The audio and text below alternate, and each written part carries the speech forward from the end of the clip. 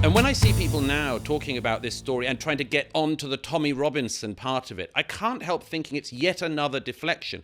Tommy Robinson is a man from a working class background in Luton. There are many things to be said in favour of him and what he's done. There's many things to be said criticising some of his tactics and some of his words and much more.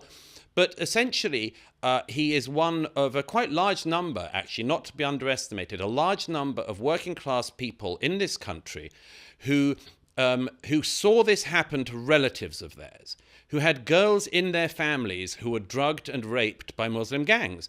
And when they went to the police, they didn't get any help. When they went to the council, they didn't get any help. When they went to their MPs, generally they didn't get any help. If they organised a protest movement, so-called anti-fascist groups would immediately say, far right, because, of course, if you're working class in our country and you don't like the mass rape of young white girls, you're, of course, necessarily must be a Nazi. All of this was done to make it utterly impossible for anybody to discuss this, and particularly to crack down as hard as possible on anyone who was white and working class and felt voiceless. And instead of giving these people any sympathy or any hearing, most of the media, most of the political class turned away.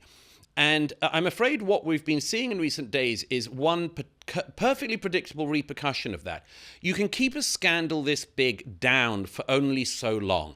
And of course, there are Labour MPs and others at the moment who are saying, but don't you know we've had lots of inquiries into this? Don't you know lots of people have gone to jail? And there is some truth in that. First of all, the inquiries meant very little in the end. They did very little to sort out this problem. Secondly, the number of accusations of rapes, the number of girls in all of these towns who say they've been raped, means that the proportion of men who have actually been convicted, often already released, but convicted and went to prison, can only be a fraction of the number of people who actually took part in this obscene sexual crime. And so this sort of idea of like, it's okay, guys, we've got it. It's total bunk. And, you know, I think that part of the thing we've seen in recent days is very reminiscent, and I've written about this again in the past, it's very reminiscent of something that Britain is astonishingly good at, which is avoiding primary problems by trying to highlight people who, as it were, who mention the problem, or mention the problem in an inadequate way, or in a way that isn't to everyone's taste or more, and then everyone talks about them, and it's horribly reminiscent of the way in which you'll remember that for about some 40 years or so, it was said in Britain that we couldn't discuss mass immigration, legal or illegal, in Britain, because Enoch Powell gave one speech in 1968. And actually all it was a terrific way for the political class and others to avoid talking about mass migration. They say, Enoch made it impossible. And it's awfully reminiscent, this. People saying, Tommy Robinson made it impossible. That's absolute nonsense. If you have a courageous media, if you have just independent-minded people, if you have councillors who know how to do their darn job, and policemen who are not, as the reports and commissions found out, incredibly scared of being accused of institutional racism, which of course has been hanging over the police force for some 40 years now, 30 years certainly. If all these people had been doing their jobs, it wouldn't matter what Tommy Robinson had or had not said.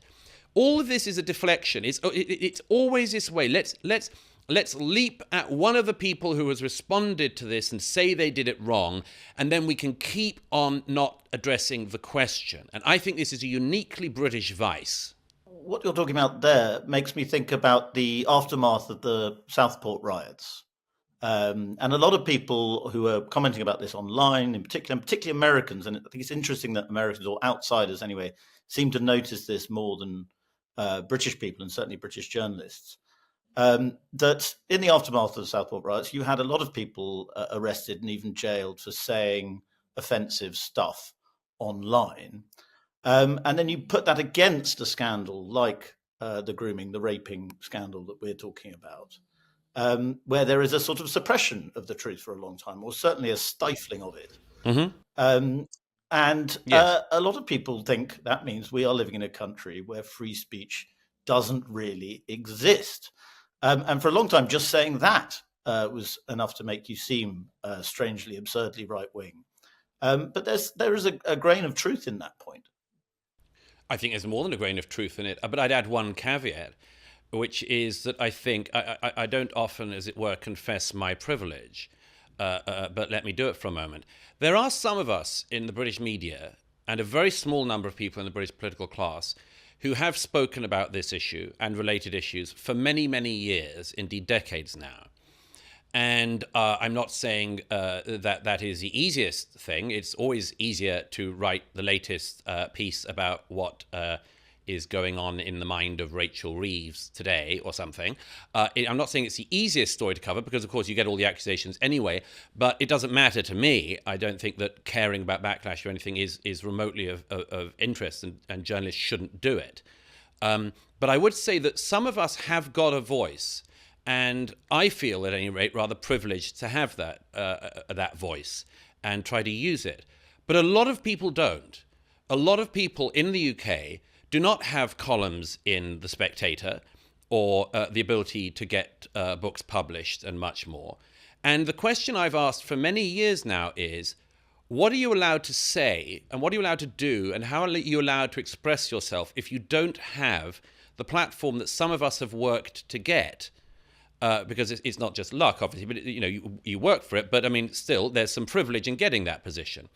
But what are you allowed to do if your daughter has been raped by a Muslim gang in one of these towns, and, for instance, you go to the local authorities and the local authorities tell you that it's your 13-year-old daughter's fault? And I go one other step further on this, something that's come up in the last couple of days as this has got to this extraordinary attention finally. I wrote many years ago when the Oxfordshire grooming gang, rape gang case, actually some of those people did come to trial. I wrote about that one of the heads of the council in Oxfordshire, whose remit, among other things, was the care of children in that constituency. It turned out that the local care authorities had failed on multiple occasions. On one occasion, there was a girl that was meant to be in their care. She had been drugged and groomed and gang raped by a group of Muslim men in Oxford repeatedly. And one night, she managed to escape in a cab and got back to her care home that was overseen by the local council. And when she got there, she couldn't pay for the fare. And the people at the care home who had a duty of care over her didn't pay the fare. The girl's rapists came back and found her and took her away again and did it again. Now, the council head who was in charge of the welfare of girls in that area, many years later, when one of these trials was finished, gave a video, which I actually wrote about at the time. This is more than 10 years ago now. I wrote about it at the time on Spectator blogs. And she gave a video where she said, and I'm going to have to do an impression because it was so disgusting. She said, "I'd like to make an apology for the breakdown of social services that have been exposed in elements of this trial." You would have thought this woman was some railway employee apologising for leaves on the line that meant that the 805 from Oxford to London had been delayed by 20 minutes. Not that she had overseen a system in which people who were meant to have a duty of care over vulnerable girls actually helped the rapists of those girls. It was utterly disgusting. And that's just one case. And there's case after case of that, of police chiefs in Rochester, of councillors in places like Telford, of MPs who knew about this, and then gave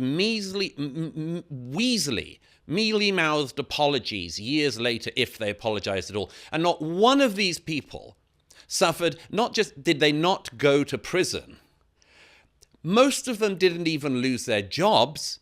And the ones who did move on from those jobs moved on to other perfectly good jobs in the same or similar local authorities. And I think that, and I've always thought that, and always said that is a scandal on top of a scandal. And I'm relieved in some ways that this has finally got some more international attention. But Everybody should have known this at the time. And I can say this because a lot of people did know it at the time. And a lot of people tried to raise these concerns. But in the end, Freddie, I'll tell you why it didn't break as a story to the extent it should have done.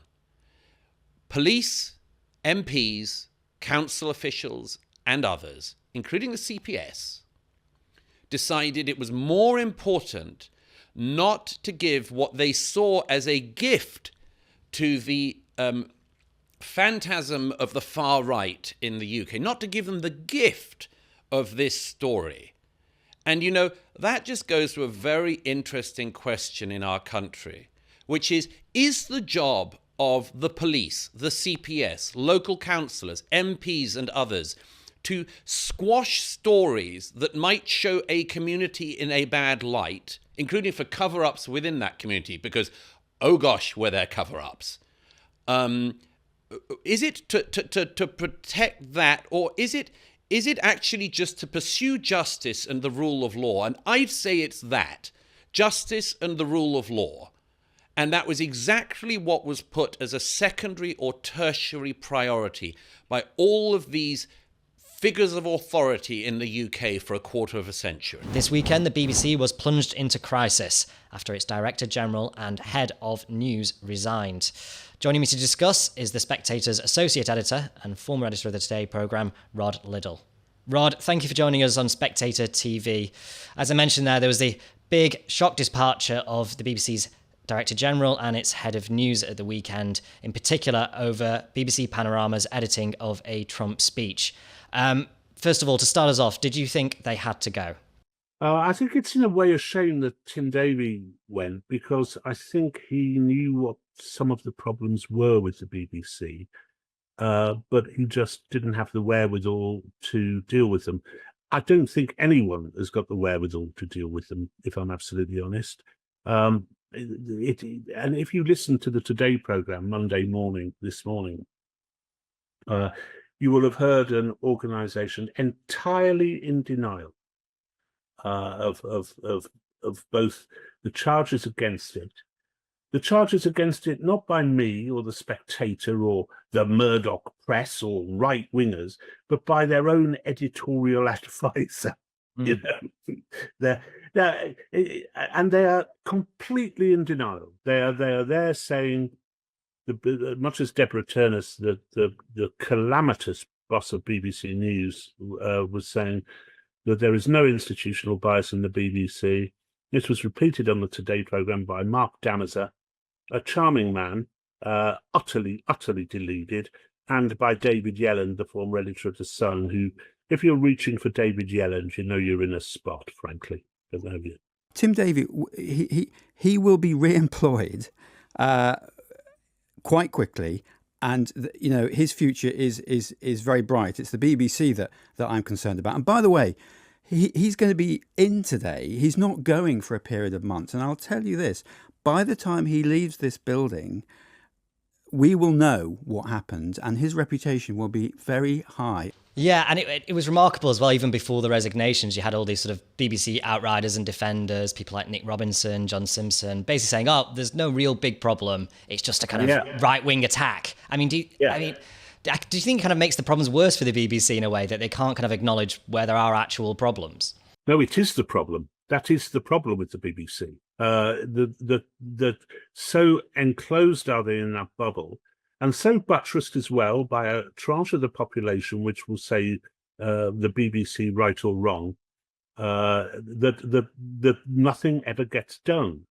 And the criticisms from Michael Prescott were very specific. They were very detailed.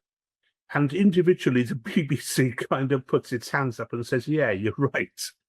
And yet it cannot see that this is an institutional problem, a systemic structural problem with the BBC, with the way it hires its staff, with the staff members itself, and most of all, with the way in which the executives cover their own backs and believe that they are in the right and that this is either commercial or ideological warfare being committed against them by outsiders. It is the very a picture of an organisation which is at the end of its tether, frankly. And Rod, obviously, you've worked for a long time at the BBC. You've appeared on lots of BBC shows. In your view, kind of stepping back a bit, like how does this sort of issue with impartiality manifest itself at the BBC?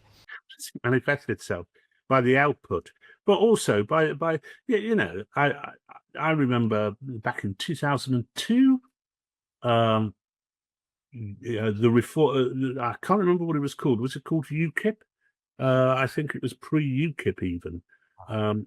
Were complaining about the coverage given to anti-EU sentiment, and there was a detailed study about it done by this particular party. It's the Bill Cashes of the world, those people. And I mentioned this to the director of editorial policy at the time, who said, "What you have to understand, Rod, is that these people are mad," and that is the view, and that was the view all the way through, and it's been the view ever since. And it was the view through Brexit. They actually handled pre-Brexit reasonably well, but afterwards, out came the bile, the distortions, and everything. They are incapable of treating the asylum issue even-handedly, and then when you get to race, gender, and Israel, it goes off the scale. They're not representing a left-wing point of view. They're representing a far left-wing point of view. The government, we have a Labour government, and that has been in support of, Lisa Nandy has been saying that the BBC's got to improve its editorial standards. It's not a simple liberal left point of view. It's far left. It's remarkable. Do you think, Rod, that people inside the BBC realise they're not being impartial? Or do you think they sort of have this view that, we're right? No, they think they're being civilised. They think it's a civilised way to be. And then suddenly they come up against reality when, for example, the Supreme Court decides that the biological sex is a determinant between men and women. They suddenly think, oh, God, what's happened here? And they're still opposed to it. There's still an LGBTQ unit with it. Well, why has it got an LGBTQ unit? Why has the BBC got an LGBTQ unit? NBC doesn't have one. The Times, The Sun, Talk Radio, Times Radio, this vast journalistic enterprise, they don't have an LGBTQ unit or correspondent. ITV doesn't have an LGBTQ unit. Why have they got one? And it's because they bought into intersectional politics and see everything through the prism of gender and race. And which is why when you turn on a BBC Radio 4 drama, it will invariably be about someone who's queer or someone who's black. And it's just become a parody of itself, and its obsession, of course, with drag queens. Numerous articles every month on drag queens on the BBC Online it's quite something. It does seem as well, I think, on the gender issue, that in particular seems to have lost the BBC a lot of friends that it might have had who would be traditional supporters of the BBC. Do you think that's a real failing there? Yes, I mean the trans issue is just embarrassing for them, and so is the censure handed down to Maxine Croxall, the presenter who had the temerity to roll her eyes when she had to say the words "pregnant people." That they are so far from what the average person in Britain believes or understands that you wonder, how can the licence fee sustain? And you do think, so Tim Davies gone now, there'll have to be obviously be a replacement. Do you think there is anyone you'd have confidence in to kind of fix this mess? Yeah, Lee Anderson. Yes. That would definitely be a kick up the bum. Yeah, Lee Anderson.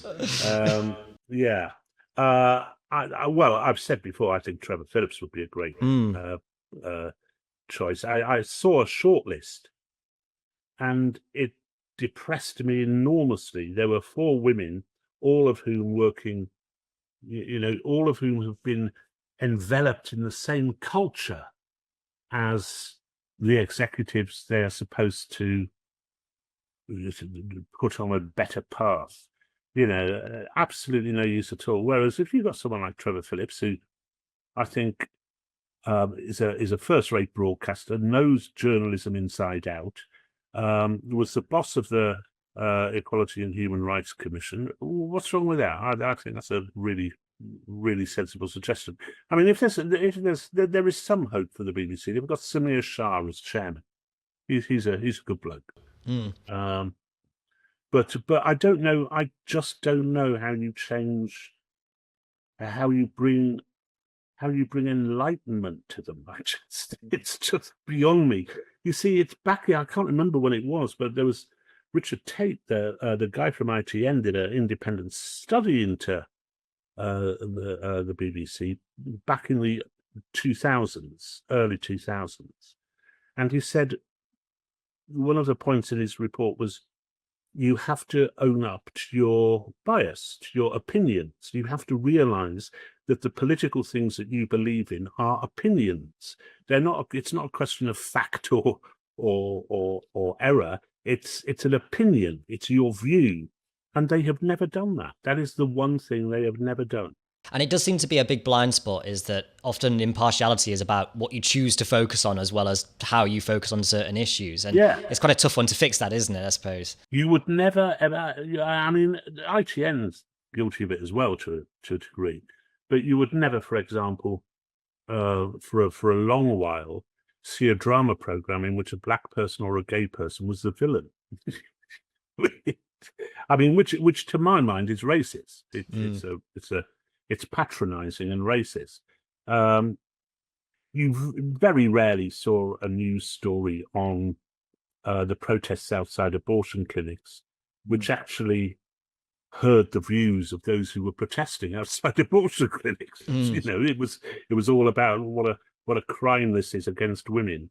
And immigration has been the same, and certainly on transgender issues, exactly the same. It seems, if anything, the BBC has sort of gone the other way when it's trying to fix its impartiality issues in the past. So, for example, setting up BBC Verify. I suppose the idea is to focus on misinformation and keep the BBC being trusted, that way instead of kind of focusing on balance. Do you think that's been a mistake? Well, I think Verify is laughable in its philosophically, because the BBC has 20,000 employees. And the idea that these 60 people are the people in possession of the whole truth, what are the other 20,000 doing? It's an absurdity. And basically all they do is they look up the same reports that their correspondents look up and give the same view, as it was perfectly demonstrated by a former government minister, Conservative government minister, Peter Lilly, who said basically, when he was in this debate with a guy from Verify, basically, you're just arguing with me on a matter of opinion. This isn't about fact, and that's exactly what it is. Yeah. Rob, people like Nigel Farage have said, for example, that we need to kind of pare back the BBC and then have that kind of obsessive focus on impartiality. Do you think that's part of the problem as well, that it is so big and unwieldy, like that sort of Tim Davie had no chance of kind of controlling or having any oversight over that, and kind of the BBC needs to be reduced in size as well, or do you not think that's needed? I don't know. I think something needs to be done with the structure of the BBC. I think it obviously brings the license fee into grave doubt. Not simply because of the bias and the mistakes that are made, but because in this modern world, it seems an anachronism. And, if there were an independent BBC channel, which cost me as a subscriber £180 a year to buy, I'd probably buy it. I don't think that they'd lose as much as they think they would by having the compulsory element removed. I think it might be better for them and for us. The other thing, which is that they still cleave to this notion that you hang your opinions up on the door peg, I think was Tony Hall's rather fatuous statement about opinions when you bring them into the BBC. The truth is you can't do that. And the truth is that pretending that Nick Robinson and all the presenters are unbiased is just ludicrous. I mean, they are sentient human beings who have political opinions. My view has always been that they should be allowed to state those opinions. Okay. And that if they did state those opinions, then you'd very quickly see just how left-wing the BBC was. And hopefully then there'd be sort of internal pressure to hire people with different views, you'd think. Exactly. Meghan, the Duchess of Sussex, has just released her latest Netflix reality show, the latest that is in the £80 million deal that her and Harry have with Netflix. With Love, Meghan is the name of this latest show. What did you make of it? Well, it's not very good, is it? I mean, that's putting it mildly. What's been so interesting is I regarded the advent of With Love, Meghan rather like I regarded root canal surgery. It's one of those things that you know it's coming, you really don't want it to happen, and eventually it arrives and it's just as awful as you think it's going to be. But what's so interesting about it is that it is so much worse than we could reasonably have expected, because nobody ever thought this was going to be good television or interesting or worthwhile. But what I thought in my optimistic heart was that it was going to be mild, it was going to be harmless stuff, and it was going to be considerably easier to watch than the Harry and Meghan versus everybody else show we did a couple of years ago. It's actually worse, because the Harry and Meghan show at least had newsworthy lines, it at least had some purpose to it. Whereas this feels exactly what it is. It's something which was done clearly as a contractual obligation. And while you're watching it, you have this enormous sense of why? Why are you doing this? Why are you demeaning yourself in this fashion? Because Meghan has hired a house which is supposedly worth between £5 million and £10 million. And she's got her famous friends, except of course none of us will have heard of her famous friends. They're not that famous friends. And she's giving all these really bizarre and quite cryptic guides on how to be the perfect hostess. But what's quite interesting about it is that I don't know who was directing it, but clearly they've allowed Meghan to have her head. Because one thing I would say about it is we're probably seeing the unvarnished, I would say Meghan Markle, but she calls herself Meghan Sussex in the show. And you keep thinking, is this going to be the new Meghan Sussex that we see? But there's all these bizarre touches in it. Like at one point, she says that she's going to have pretzel bags made up, and they're individually personalised pretzel bags. Put all of our energy into making those. This, we're just going to put into a different bag. Peanut butter pretzels. I've been eating these forever, and I love these so much. My mom does too.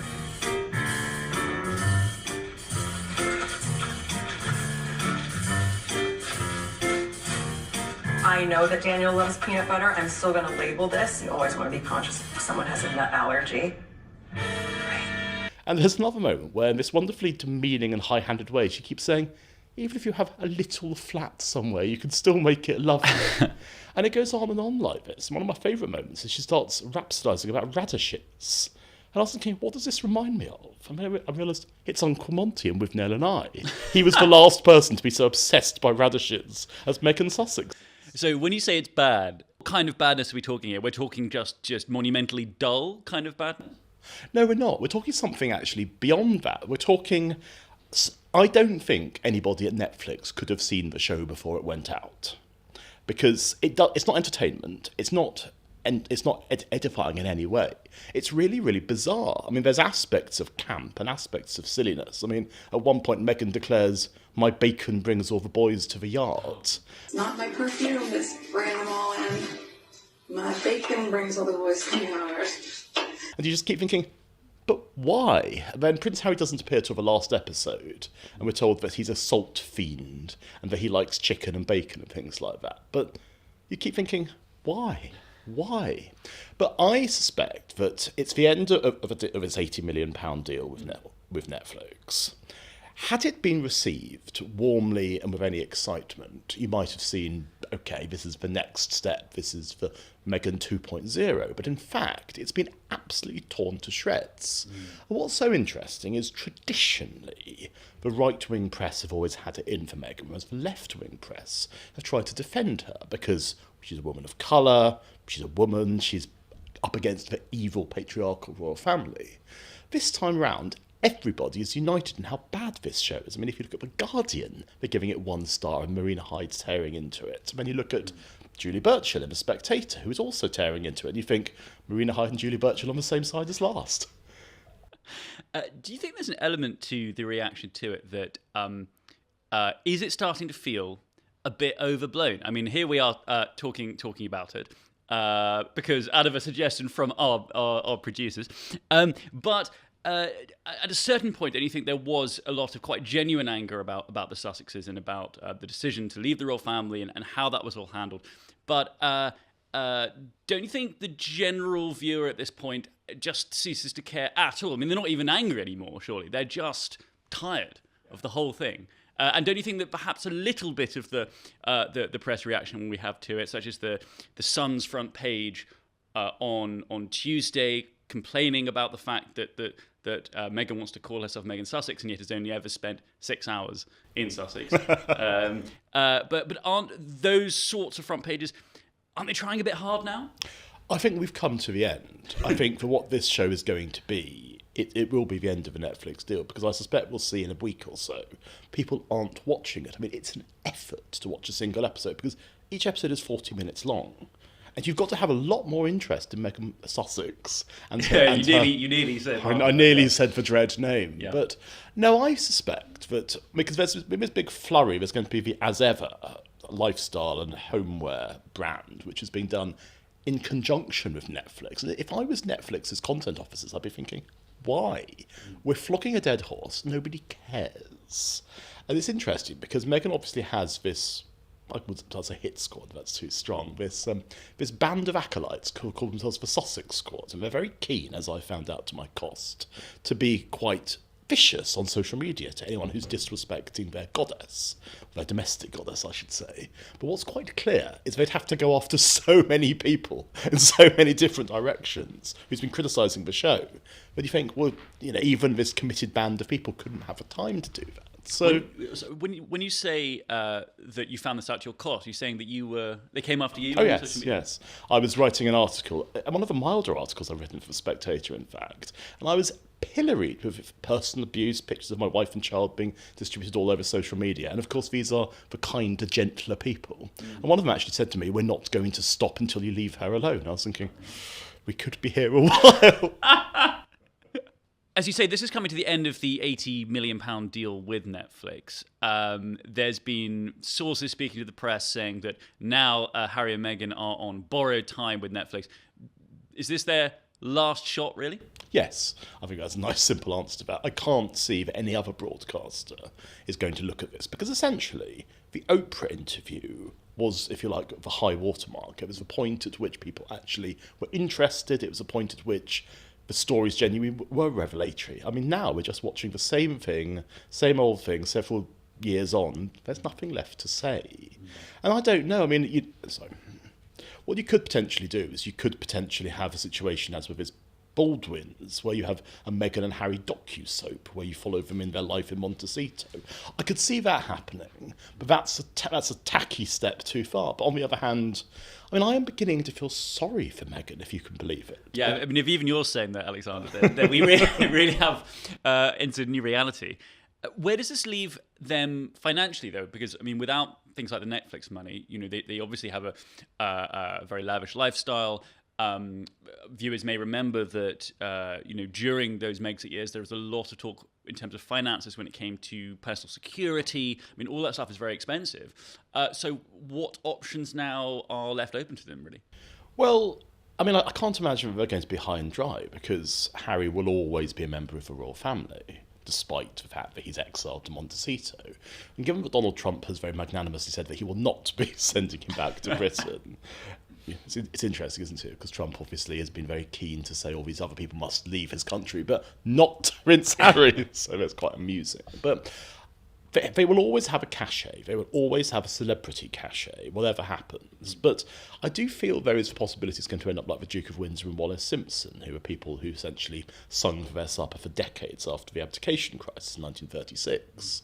And Meghan obviously is going to write a memoir. I mean, we can see this. I don't know when she's going to write the memoir, but she will do it. And then maybe Harry will have another memoir. But you can see they've shot their respective bolts. And this is interesting because this is a Meghan project. This is not a Harry project or a Harry and Meghan project. This is on her. And what I think Netflix were hoping was that she would prove to be box office, because Harry often comes across as quite angry, a bit intellectually limited, not so much the person that you would want to have front and centre of your shows, whereas she's much more intelligent than he is. But the thing is, you're looking at this programme and you're thinking, what are you thinking? I mean, why have you done this? And the answer is, you've done this because of a contractual obligation with Netflix, and you're hoping to launch your lifestyle brand off the back of it. But what we're going to see quite soon is, does anyone really care? And I think the answer is no. Not now. I think that moment's passed. Julie, I'll go to you first. What has happened to Stonewall in the past 5 years? Obviously, Stonewall created what we call Stonewall law, which is a fallacy. They decided that gender identity would trump biological sex and legal sex in law, and that same-sex attracted people have to recognise that gender is more important than biological sex, and we weren't having any of it, because same-sex attraction means lesbian or gay or bisexual people when they're involved with someone of the same sex. And if you were to have, for example, two women who identified as trans men and claimed they were in a gay relationship, a gay male relationship, that would clearly be utterly ridiculous. And similarly, if you have a straight man who's defining as a woman and says that he's attracted to women, that makes him a lesbian, which again is ludicrous. So Stonewall, for some years since Ruth Hunt took over from Ben Summerskill as chief executive, decided, and we can speculate as to why, it looked like at the time there was a lot of funding available for working on and lobbying for transgender rights. Since she came into office, she decided that we should accept that the T, which is a gender identity, not a sexual orientation, should not just join the LGB, but should supersede it in importance and pretty much everything else. And so increasing numbers of lesbians and gay men have protested this, have spoken out against it, have recognised that our rights are not being recognised, that our needs are not being met, and they have become, personally speaking, but I know for a lot of other lesbians and gay men, irrelevant to the lesbian and gay cause, but also definitely detrimental to it.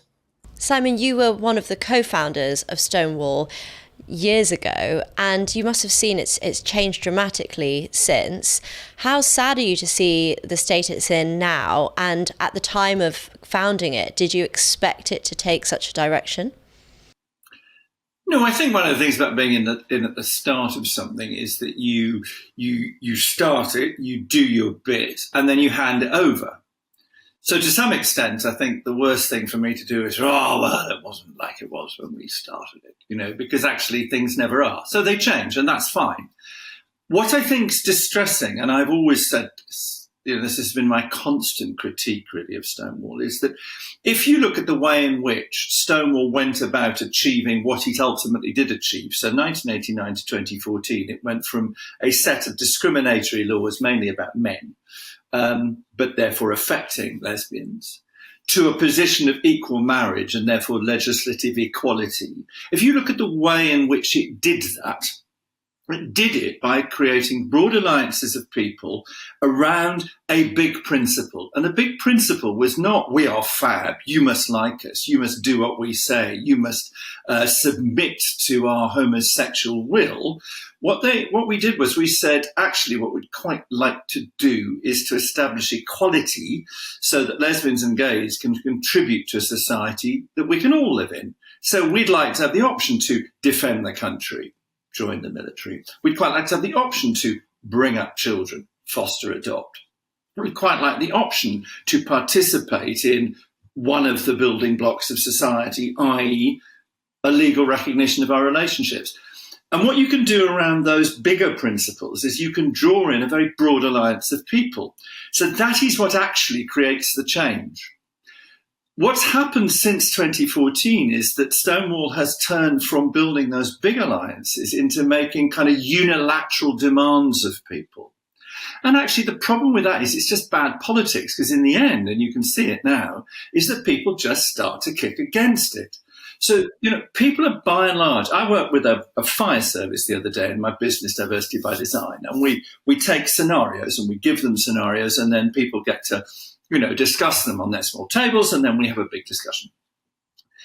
And one of them involved the fact that one of the firefighters in this fire service has transitioned from female to male, male to female.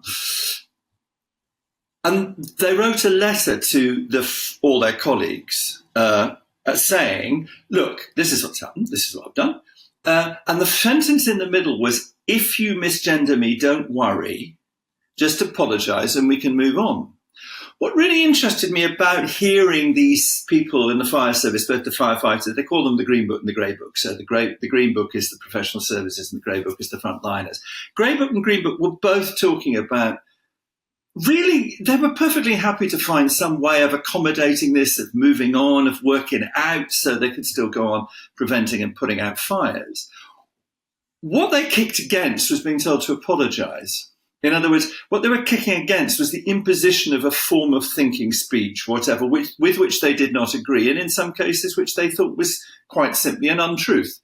So the thing that surprises me about Stonewall is that if Stonewall had gone out and said, the thing about trans women is that they're trans women, there are really interesting stories here, and actually what we've got to do is find a way in which we can all participate in a society where we can contribute to our best, etc., etc., etc. Actually, people would have been up for that. But if what you do is start to impose what is effectively an untruth on people, I'm not just saying that people who are trans don't exist or anything like that. I'm merely saying is that a trans woman is not a woman. There are two distinct groups of people here.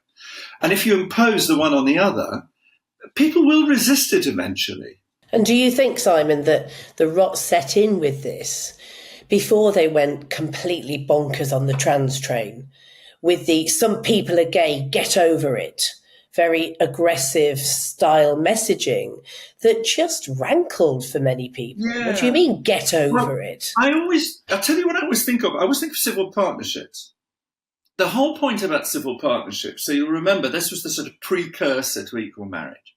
I wasn't involved in the discussions except very tangentially. But the point about civil partnerships was that without a legal relationship, you would not, as one half of a gay partnership or a lesbian partnership, be able to speak to your doctor and get information about your partner's health in hospital because you were not, strictly speaking, next of kin. You wouldn't inherit a house that you had lived in forever. It would go to your partner's parents if they had died intestate, and so on and so forth.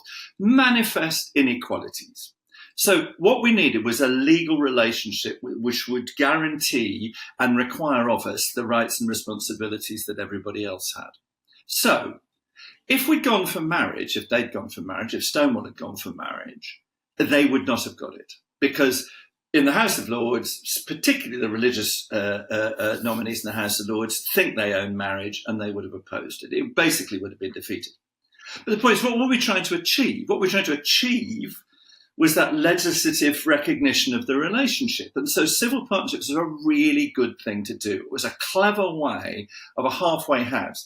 So on one hand, then you had people sort of Peter Tatchell and those sort of activists saying this is marriage apartheid and nonsense. It was a way of achieving civil rights for people. And on the other hand, what you had was actually a very useful socialization. And I remember saying at the time, civil partnerships, everybody will call them weddings. And sure enough, you go to a civil partnership and there is still a 6-year-old skidding across the dance floor on their knees. There's still some grandchild dancing with granny. There's still two people who are happy with each other, at least until they get divorced.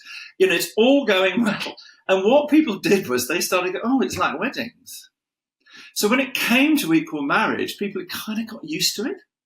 And that's how you achieve change. You achieve change by being in situations with people who change your love. And that is true for, when you change your views about race, whether you change your views about women, if you're a man, race, if you're white, you do it by being in contact with people. Do you know what I mean? So So for me, the bonkersness was actually failing to what are we trying to achieve here? And therefore, what's the best way of doing it? The last thought, I think, is that I don't think the bonkersness is restricted to the whole argument around trans or whatever. I think there's a style of politics in there around identity and, the irony of people who say they're non-binary is they're the most politically binary people in the entire world.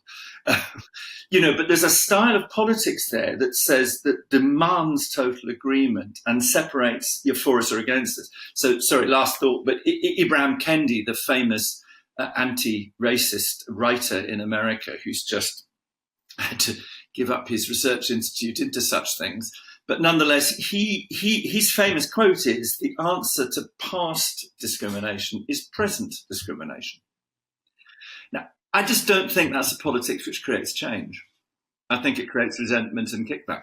And I do think, I agree with you about the bonkersness and it being wider than the trans issue. I do think that the narcissism of some, not just young people that attach themselves to the organisation, but mainly young people who thought that they had a right to their own special identity, whether it's non-binary or arosexual or whatever it was. And they started to bully, and we've seen this in other institutions. They started to lay down the law and to bully and to cast themselves as the eternal victim, but without any institutionalized victimhood that they could point to. So it was all about their own personal feelings. And when it started to be a no debate, get over it diktat, then that's when we as lesbians and gay men, some of whom felt that they should be represented by Stonewall, I was never keen, I have to say, that's when they started to push back and say, hang on a minute, we're not going to be told. This is our organisation. You're supposed to be there for us. And you're supposed to actually be there for groups of people such as lesbian and gay asylum seekers whose lives are in danger if they're returned back to whichever country they had to escape from. We're not going to be involved in this awful narcissism of the eternal victimhood. The rich, and I should say what I mean by the rich. So the people that track this use a definition of people who have got liquid assets of over $1 million. And we use dollars because they don't just track this for the UK, they track it for all sorts of countries, because those with the broadest shoulders, as as Keir Starmer likes to say, also have the longest legs. So this is a mobile group of people. These people have been sort of leaving. So we've had a net outflow of high net wealth individuals since about 2016. But in the last year of data, it's really exploded. London alone lost over 11,000 dollar millionaires. So the number of people, giving up on Britain and going just really has accelerated. And so what happens here is the rich leave. The rich are the ones that are paying the most taxes, and maybe you could explain a bit of statistic-wise, and then what are the repercussions when we don't have as much going into the tax revenue? So we reveal some stats in the piece. The Treasury and HMRC always publish the how much the top 1% of earners contribute in income tax. So that's a known figure already.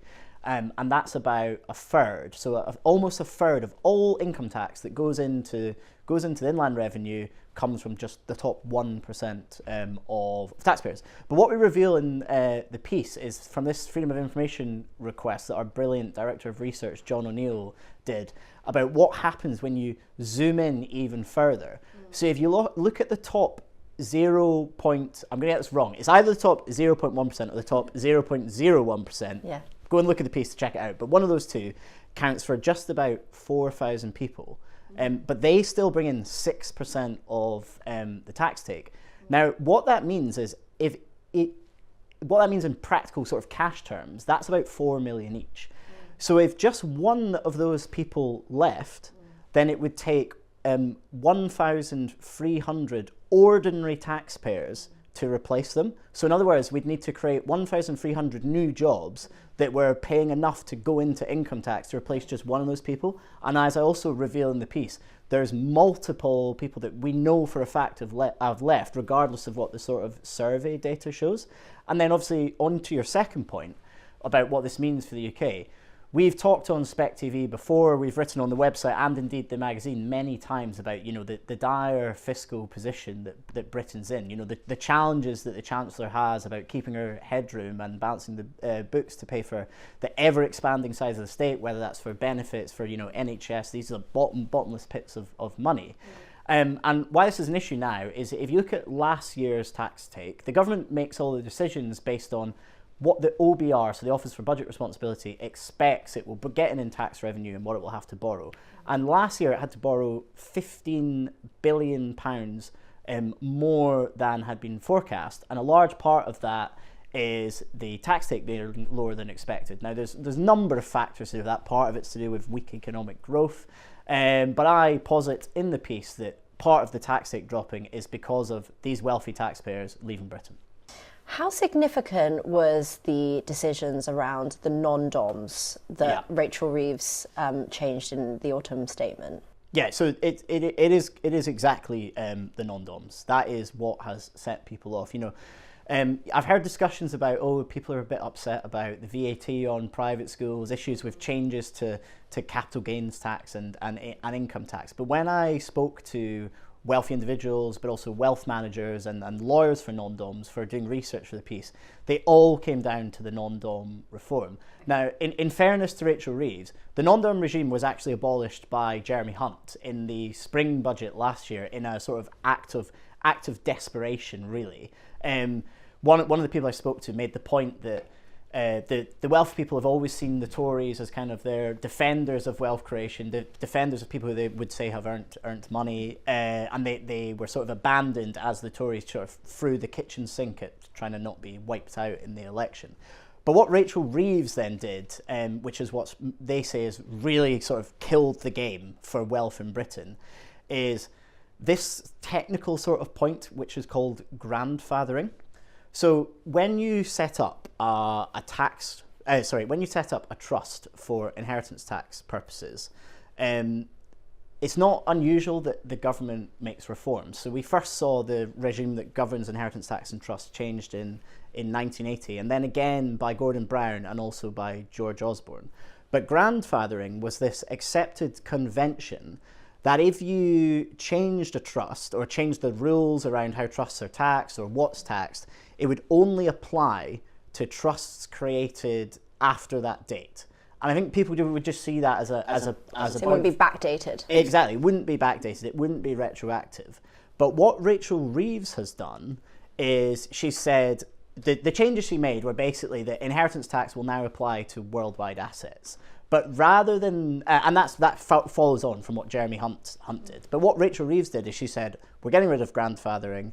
This is going to apply to all your wealth that's already in the trust. Which means that if you're a non-dom that's moved over, that's emigrated into Britain or immigrated into Britain, your wealth that you've created or you've made or earned or been given, whatever, however you got it, in other countries before you ever set foot in Britain could now be taxed under inheritance tax. And that is what these people say they just cannot put up with. And it's interesting because you mentioned in the piece that HMRC were warned about this and they travelled across England before the autumn statement to the north, spoke to wealth advisors who all said you are going to have a situation where the wealthy are going to leave Britain. Yeah, you're exactly right. So there was a consultation process with the wealth management industry where they all made this point that whatever you do, like fair enough, we've lost the argument on whether the wealthy should be taxed more, etc., but you must keep this grandfathering point. And not only that, I know for a fact that during the election, Rachel Reeves, I can't say if the Chancellor personally saw this email, but her team was emailed, to give this warning. And Rachel Reeves' team and the Treasury have completely ignored it. And this is really because Labour were relying on fans of the Spectator from the COVID days will know of my obsession with dodgy modelling, often from the University of Warwick.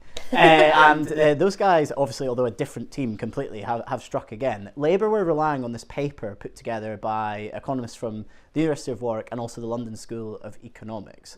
And that said that of about the 70,000 non-doms that are in Britain, the tax changes would just mean that 70 would leave. So basically, who cares? 70 very rich people who don't have great ties to Britain are pissing off. Does it really matter? But privately, at least one of the authors of that study has admitted they made some mistakes. And effectively, it was a static model. It didn't really take in proper behavioural responses. And specifically, it didn't look at this grandfathering point. And so there's other modelling that I've mentioned in the piece, has also been reported in some other places, that suggests that far from bringing in money to the exchequer by tightening up the tax regime, it could actually cost us billions and billions, not even to mention jobs lost from the companies that will move.